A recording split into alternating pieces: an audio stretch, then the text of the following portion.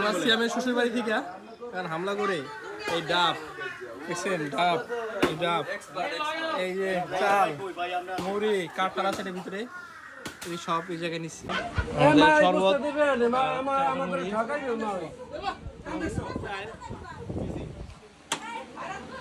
বরিশালের বিয়া খাইতেছি, বরিশালের বিয়া।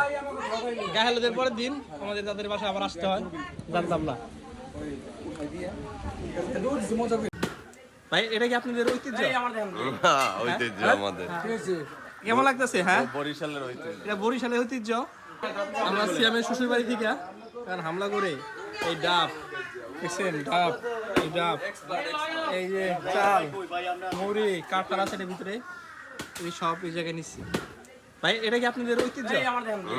ঐতিহ্য আমাদের। কেমন লাগতেছে? হ্যাঁ, বরিশালের ঐতিহ্য। এটা বরিশালের ঐতিহ্য। মেয়ের বাসায় আইসা তারপরের দিন এই হামলা দেওয়া। মুরগিটা হামলাটা কেমন হয়েছে? ভাই মুরগিটা পাই নাই, তার মুরগিও নিয়ে যাইতে মনে হয়।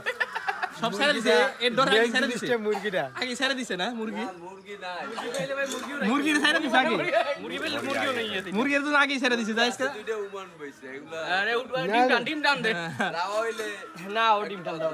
হ্যাঁ, মুরগি দেখালি বাদ রইছে। লও লও, চলো যাওয়া যাক।